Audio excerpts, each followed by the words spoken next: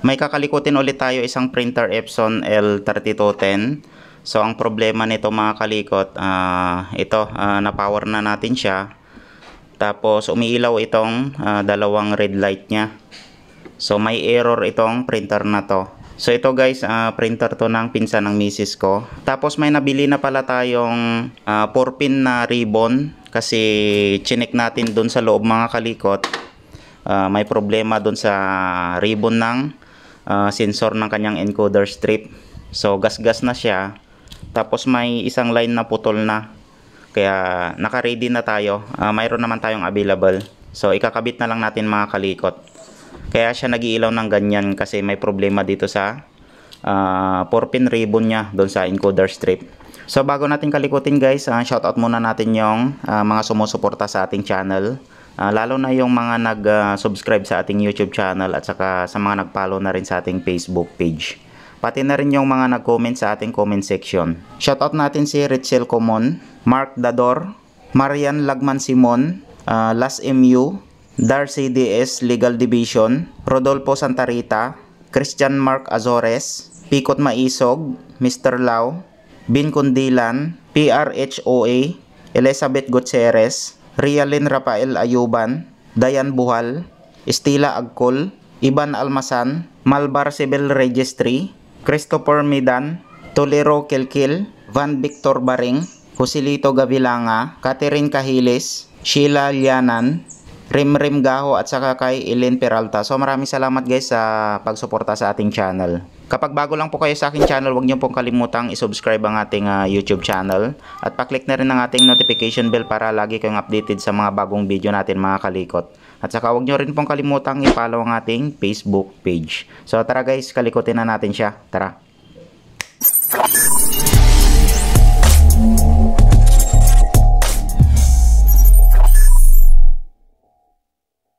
Unang gagawin natin, bubuksan na natin siya. Off muna natin. Kasi tatanggalin natin yung 4-pin ribbon na papunta dun sa kanyang encoder strip. Tapos check na rin natin mamaya kung i-reset na siya. Kasi nga nag-double blink or umiilaw dito sa red indicator light niya. Tanggalin natin yung buong scanner mga kalikot para makaporma tayo.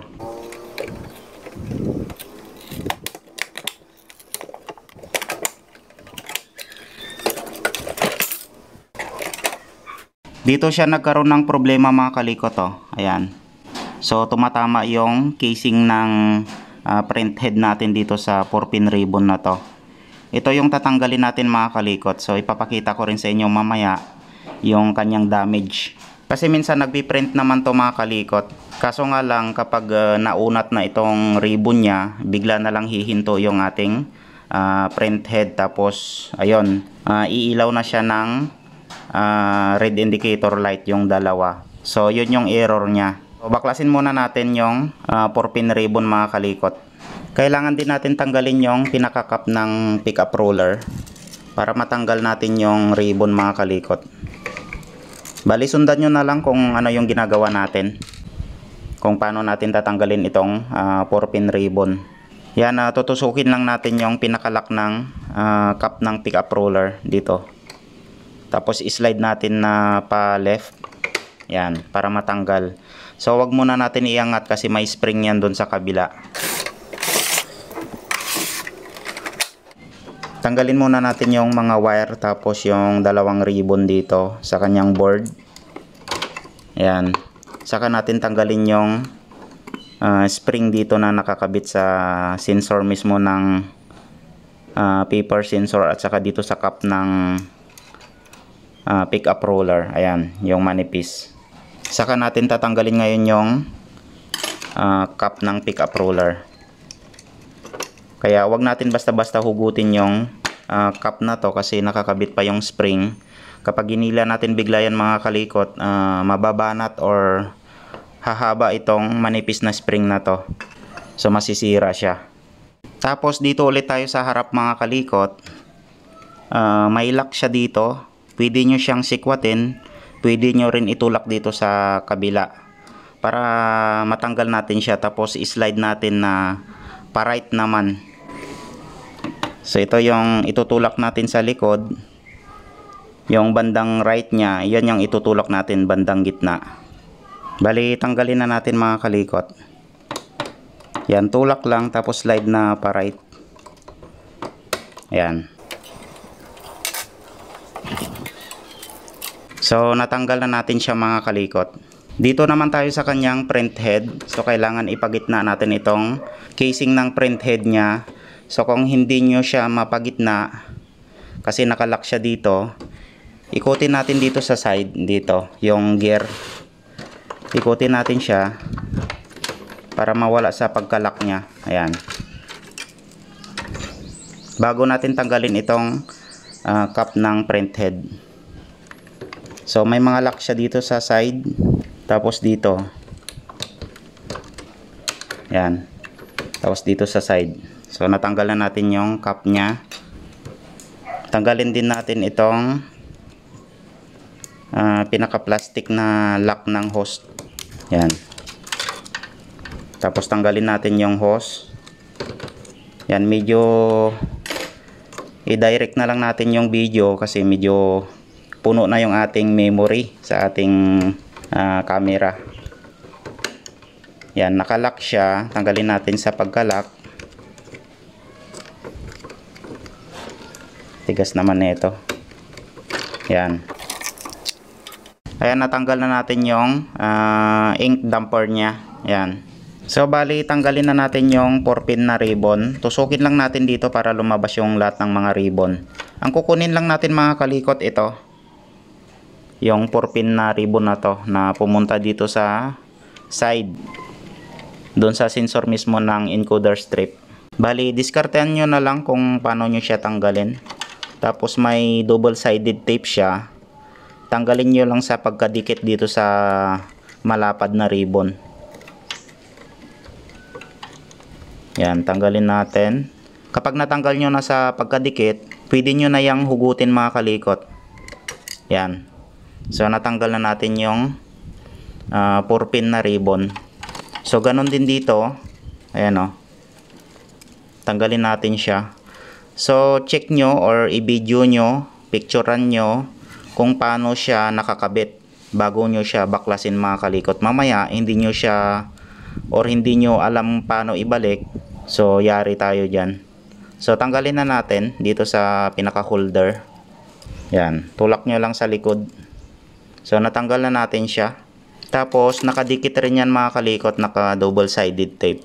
Yan, tanggalin lang natin sa pagkadikit. So natanggal na natin siya. Ito yung problema niya mga kalikot oh. Yan, kita ba sa camera natin? Ayan oh. Bali nagasgas na yung isang line ng ribbon. Bali napunit siya. Ayan oh. Kita ba? Ayan oh. Parang may tapyas siya. Ayan oh. So diyan siya nagkaroon ng problema.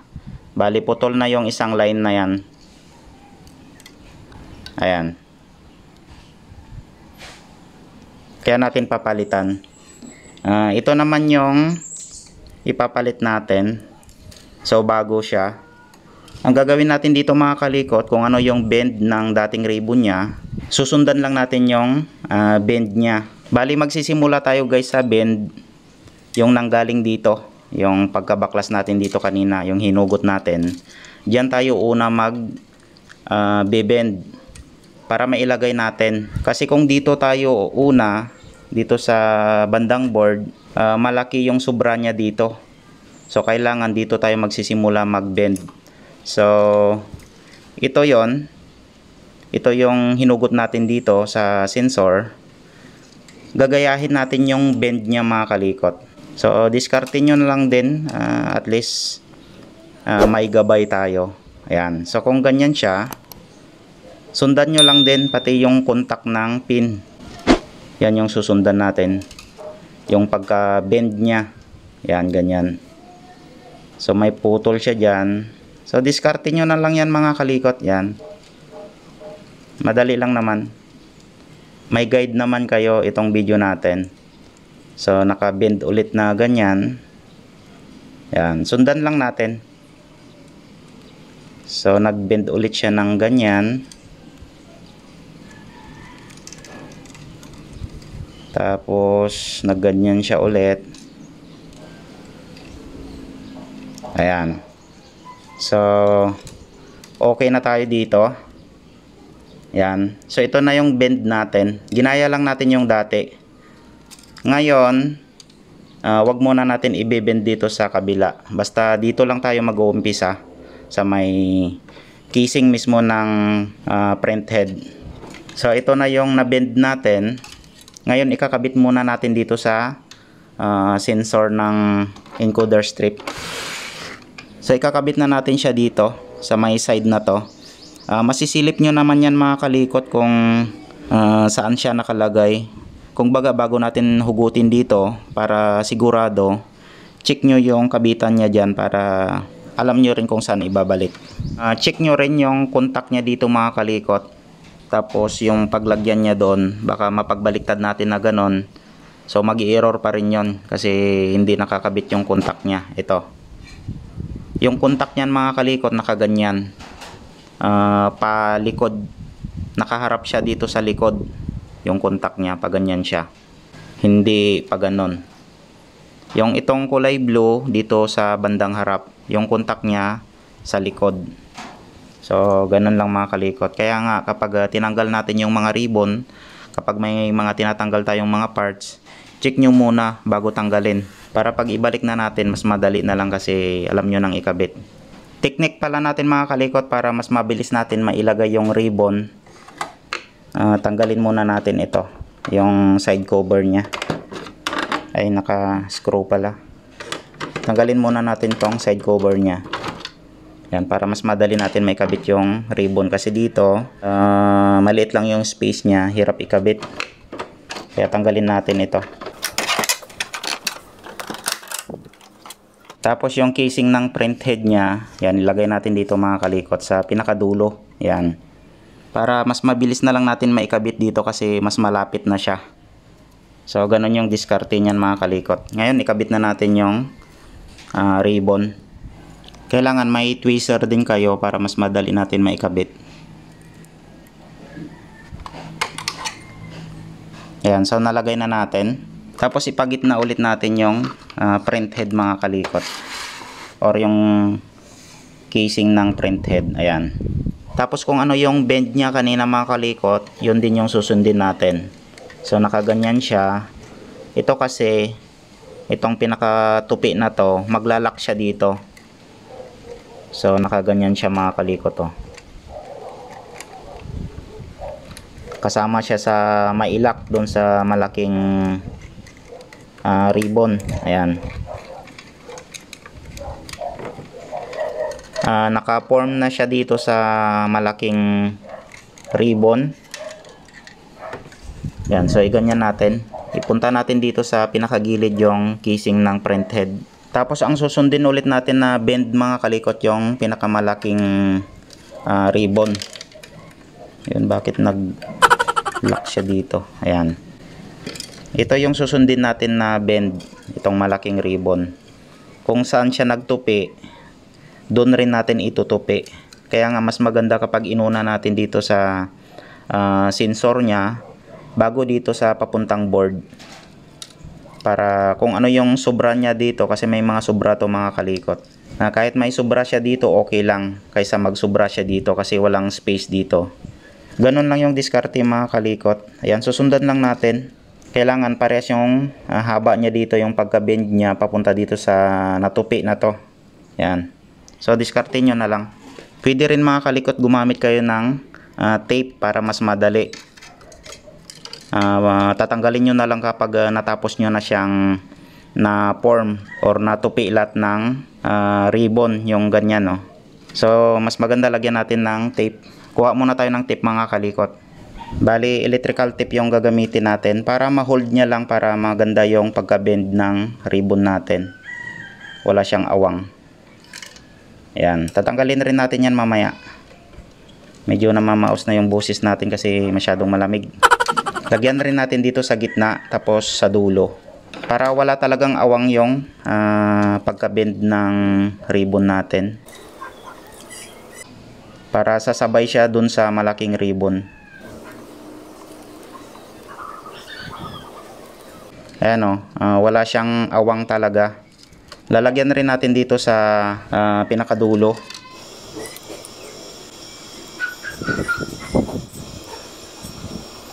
Saka natin tupiin na dito mga kalikot. Ayan. So, ganun lang. Ngayon, kung paano natin tinanggal yung tanggal natin dito kanina sa holder niya. Yan, ganun rin yung pagkabalik natin. So, ganyan siya. Yan, nakaganyan. Tapos, ibabalik na natin. Tanggalin muna natin ito. Baka sa gabal. Itong tape na nilagay natin. At least na-UP na natin siya. So, sakto na yon. Tanggalin na lang natin yung mga tape. So, dito muna ako magtatanggal ng tape. Huli na lang natin yung dalawa. Kasi maiipit to kapag nilagay natin yung holder. Ang paglagay naman ng holder niya mga kalikot, kailangan kung paano natin siya tinanggal kanina, ganun rin yung pagkabalik natin. So, isuot muna natin dito sa butas yung mga ribbon bago natin ilak yung mismong holder ng ribbon. Yan, itagos nyo lang sa kabila. Ayan. Saka natin ngayon ilak yung holder ng ribbon. Tapos, slide lang natin na pa left. Kasi kanina nga, sinundot natin tapos slide natin na pa right kapag tanggalin natin itong holder. Ngayon naman, pa left naman siya para mag-lock. Ayan. So, nakalock na siya. Pwede na natin tanggalin itong mga tape na nilagay natin. So, dahan-dahan lang baka mayupi natin yung ribbon. Kasi madi-disalign kapag naglalaro na yung ating print head. Kapag mayupi yung ating ribbon. Hindi rin natin pwedeng lagyan ng tape kasi kapag naglalaro yung ribbon, matigas siya kapag nilagyan natin ng tape yung mga ribbon. So, tanggalin natin yung mga ribbon. So, ganun lang. Sundan nyo lang yung video natin kung paano magpalit ng ribbon na 4-pin na papuntang encoder strip. Tapos, ipunta natin dito mga kalikot para matry natin kung sasabit siya dito sa mismong casing ng print head. Yan, check rin natin. So, katulad yan mga kalikot, medyo may or lumubo siya. So, para ma-straight yan, hilain lang natin yung karugtong niya dito. Yan, hilain lang natin to. Ayan o. Pwede natin banatin yan para mag-straight siya dito. Kasi kapag medyo bumukol siya, kapag naglalaro ulit itong ating print head, syempre gumagalaw yan, baka matatamaan ulit dito, magkakaroon ulit ng galos yung ating 4-pin ribbon kasi siya nga yung nasa labas. So pwede natin yan banatin, ayan o, para mag-straight siya. So kailangan isagad natin yung casing ng print head dito sa left side natin. So ayan siya o. Yan. So hindi na siya natatamaan kasi straight na siya dito. So ganun lang. Tapos ibalik na natin itong cup ng pick up roller para maikabit na natin yung ribbon.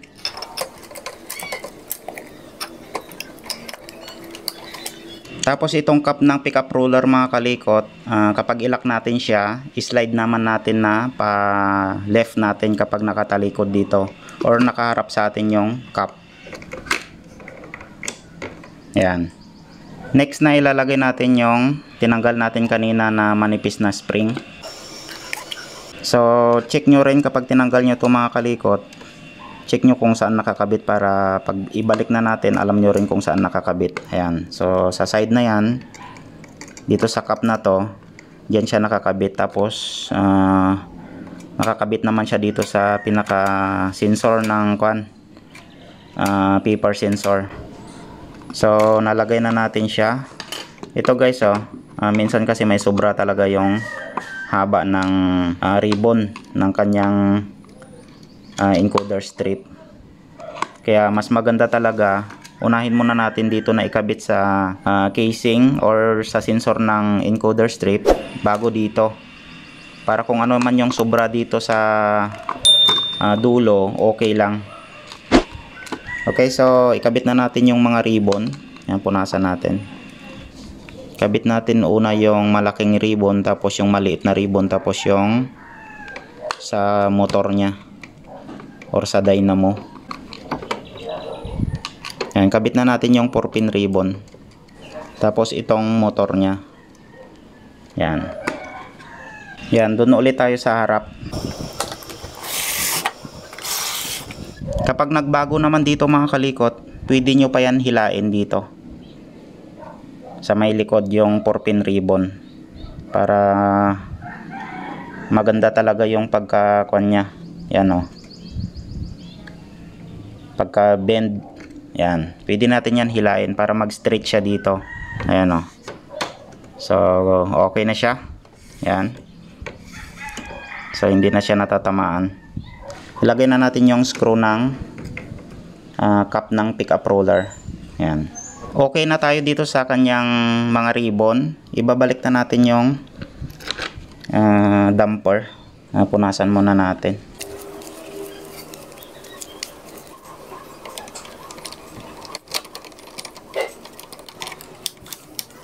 Tapos maya guys, linisin natin habang nakabukas pa siya. Tanggalin natin yung mga alikabok bago natin i-assemble yung mga casing niya. Tapos ibalik na natin yung mga hose ng damper. Ayan. So dito guys, may mga guhit yan. So kung saan yung guhit niya, dito rin yung pinaka-end ng holder niya. Ayan. Tapos ilagay na natin itong plastic na pinakalock niya or guide. Yan, tapos hilain natin na pa left para mag-lock. Tapos lock natin dito sa bandang dulo. So ganoon lang kasimple mga kalikot. Yan. Ngayon lilinisan muna natin lahat ng may dumi. Tapos saka natin i-assemble na mga kalikot. So update ko na lang kayo mamaya kapag natapos na natin siyang nalinisan lahat. Tapos habang nakabukas pa siya mga kalikot, check nyo din kung may mga papel na punit na naiwan katulad nito. Yan, tanggalin na rin natin. Kaya nga i-check natin lahat bago natin i-assemble. Baka mamaya kinuha na ng may-ari, doon pa siya nagkaroon ng problema.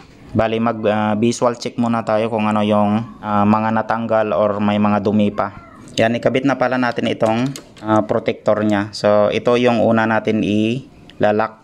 Yan, dito sa bandang likod. Yan, saka natin itulak. Natapos na natin nalinisan, kabit na natin itong scanner niya. Wag muna natin ilagay yung side cover niya. Unahin muna natin yung kanyang scanner mga kalikot para mas madali na lang natin ilagay mamaya yung mga ribbon dito sa board niya. Dito naman sa kanyang scanner, kapag napagtapat na natin yung pinaka hinges niya or bisagra, slide natin siya pa right para mag-lock. Yan. Lagyan muna natin ng brace para mailagay natin yung mga ribbon. Lagyan lang natin ng tungkod dito sa harap. Lagyan natin ng screwdriver. Saka natin ngayon ilagay yung mga ribbon mga kalikot dito sa kanyang board.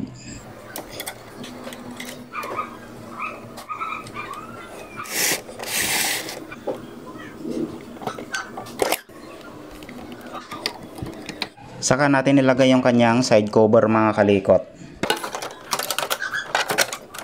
Yan, mas madali na lang. Kasi kung inuna natin to, hindi natin malalagay or mahirapan tayong ilagay yung kanyang mga ribbon.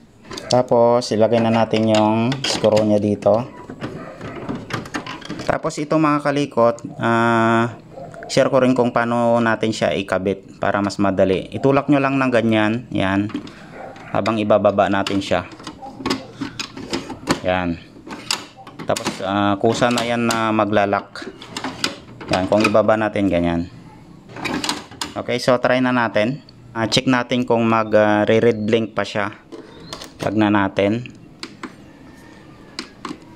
Yan, nag-power on na siya.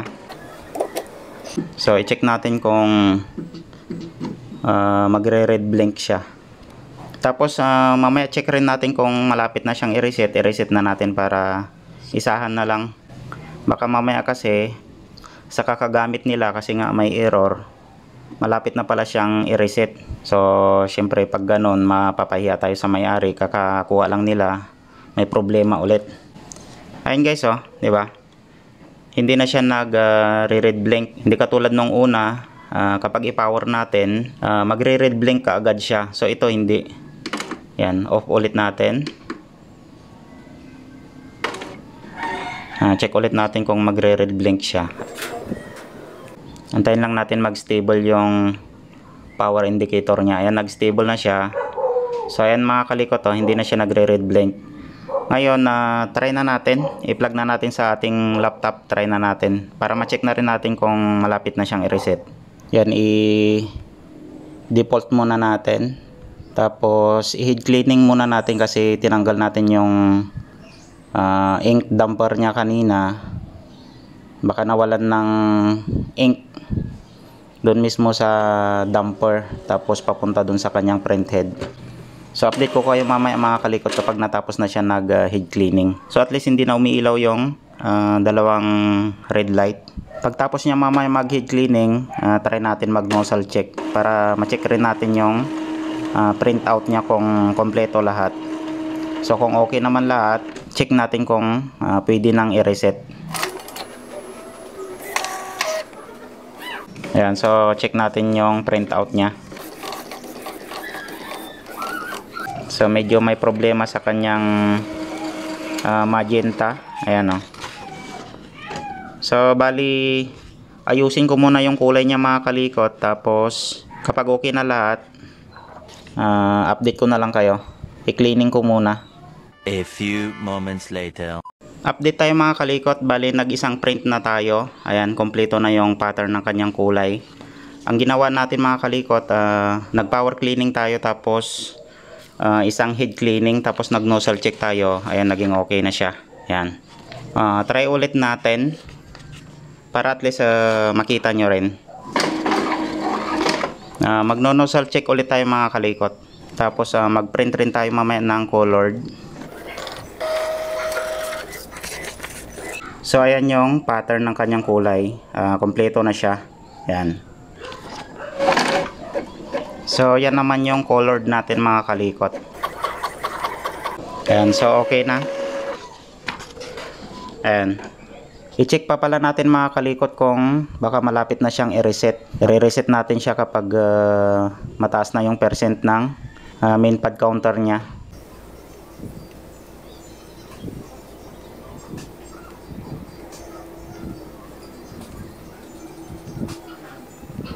I-check muna natin para ma-check natin kung ilang percent na. So nasa 59% na siya mga kalikot. I-reset na lang natin para maging 0-0 na lahat mga kalikot. Yan. Bonus na lang. Yan, turn off na natin yung ating printer. On ulit natin. Yan, tapos pwede na natin ibigay sa may-ari mga kalikot kasi okay naman na yung pattern ng kanyang kulay. Yan, so natapos na natin siya na reset. Pwede na natin ibigay sa may-ari mga kalikot. Okay na lahat, pati yung pattern ng kanyang kulay, kompleto na rin. So ito lang yung pinalitan natin, yung 4-pin na ribbon na papunta dun sa kanyang encoder strip. So pinalitan natin siya kasi may putol na isang linya sumasayad dun sa kanyang print head kapag gumagalaw yung casing ng print head. Okay, so sana makatulong ulit tong video na to sa inyo mga kalikot. Maraming salamat sa panonood ng mga video natin. Kapag bago lang po kayo sa aking channel, huwag nyo pong kalimutang i-subscribe ang ating YouTube channel at pa-click na rin ang ating notification bell para lagi kayong updated sa mga bagong video natin. Saka huwag nyo rin pong kalimutang i-follow ang ating Facebook page. So maraming salamat, ingat kayong lahat, and God bless ating lahat mga kalikot. Bye bye!